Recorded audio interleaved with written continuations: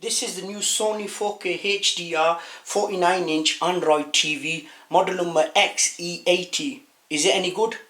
Let's take a look.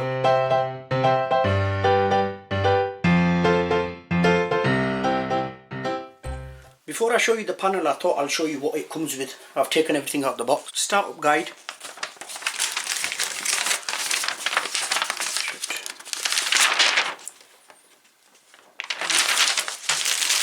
Comes with the instruction manual, cable tie, some headphones.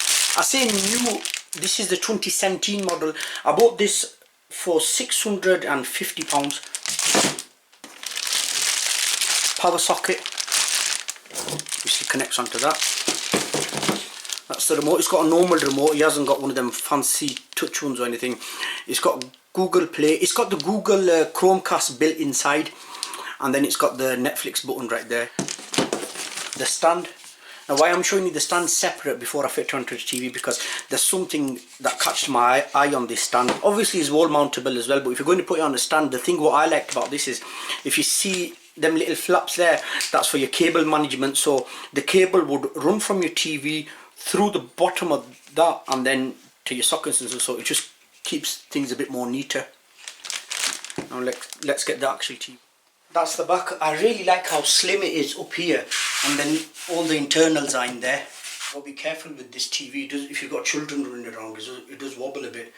But what I liked about it, it's silver it's silver around the edges. It's really nice and slim. I'll show you what's what. This side of the TV, it's got 3 USB ports. One of them, the blue one, is the 3.0, which is a lot faster. 2 HDMI, it's got your aerial, and then it's got the satellite receiver. That's mainly for the UK customers, like you get the free top box or HueMax box and stuff. You could connect that with that. Then it's got the common interface there, so if you want to buy some subscription services, you put them in there, but you won't want to do that with this, because obviously it's got Android TV, so you could download Kodi, and with the Kodi app's legit, but then the other apps to watch movies and stuff. Shouldn't have said that, I did that. Right down here it's got 2 more HDMIs, and then it's got the 3.5mm jack, and then it's got the optical for the soundbar, which I think, looking at how slim this TV is, if you do purchase one you will need a soundbar, but when I turn it on we'll find out a bit more, because the speakers will be really thin in this. It's got some cable wires here, which I don't think you'll be using them if you've got a really old gaming console somewhere. And then it's got AV 2-in port there, video audio. It is Wi-Fi compatible, and it's also got the direct LAN port there, which I'll be using. And then it's got the IR blaster there.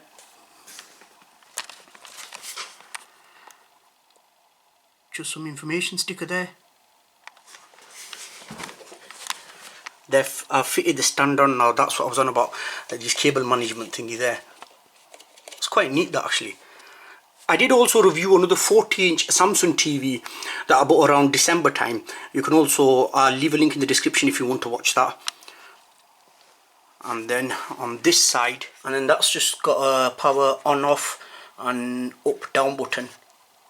I don't know whether that's for volume or turning the TV on off. When I turn it on I'll find out. And let's look at the front panel. That is a nice looking TV, if I do say so myself. The stand, it's chrome as well.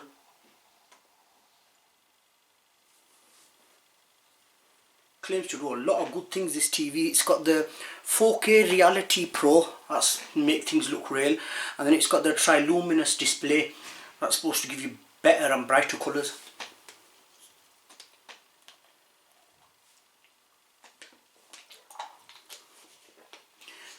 I might cut parts out because I don't want you lot to sit through the whole process of it setting up, because it would get rather boring, that.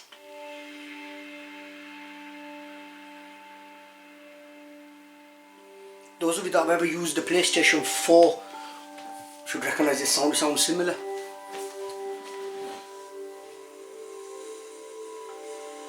English, yes. You have an Android phone or tablet. I'll set that up later on. I'm just zipping through it really quick, but I do suggest you read everything. But I suppose some of these, if you don't click yes, they won't let you get forward. So parental lock. It's not letting me skip this until I put a pin in. So I guess I've got to put a pin in. So pretty straightforward to set up really, you just follow the instructions. Actually, I'll just quickly give you another look at the remote without the plastic on.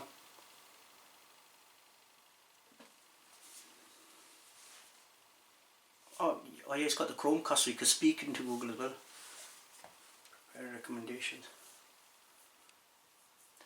The good thing about the Android box is you could download different apps, because the Samsung TV I reviewed, you can't download third-party apps on that. It comes with what it comes, but with this you could download third-party apps, because I'm into WWE and I couldn't download it on the Samsung, and on this I could download it, so that'll be good.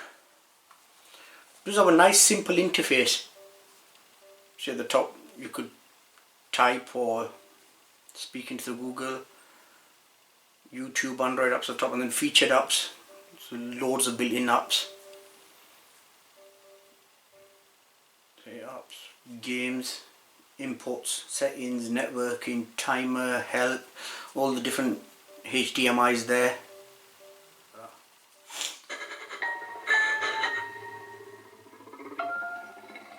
Let's test the volume. Volume bars at the bottom of the phone.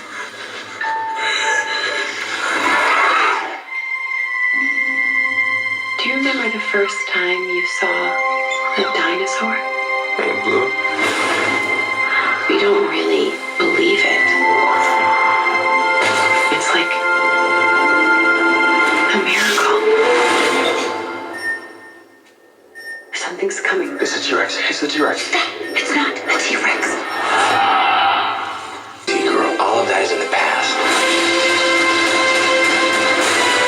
Yeah, the sound's not that great, so I will be investing in a soundbar. I do have one at the moment. That's quite an old one. I've had that for a while. But the quality is really good. Well, you can see, I don't know if you, I hope you're not getting any lines, because last time when I reviewed the other TV, the Samsung one, I did that quite late and we were getting lines, so I tried to review this TV early as possible, but it is starting to get dark, so I have put a bulb on, but that's why I've put the TV on the floor. I didn't put it on the desk because I didn't want any reflection in it, so you could see the true colours of the TV, and I must report it is really good. Those are really nice colours, this. Pick a video. I did a quick Snapchat video, by the way, yesterday, because they've changed it, so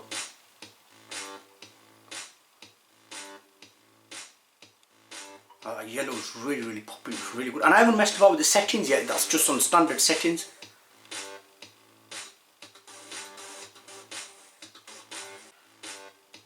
Looking at it from different angles and stuff, it doesn't change the colour or anything, you still get the same display wherever. I'm very happy with this TV. If you'd like to see anything else, any more reviews or anything, do let me know in the comment section. Let me know if you've got one, because this is this come out at the back end of 2017. First impressions are really good. Obviously I'm going to test it with an Xbox and stuff to test the 4K capabilities on it, but I have just had a little flicker on there, and it is really good. The colours are really good, and I have a moving side to side as well, you know, to see that I could see the true colours from every angle like it claims it should do, and on a standard setting it's really good. I could definitely recommend this product. So if you've enjoyed this video, please give it a thumbs up, and if it's your first time here, you should consider subscribing, because along with product reviews I've started doing YouTube tips and tricks, so if you're a business looking to expand through video, you could benefit through them tutorials I do. So thank you very much for watching. I'll see you in the next one.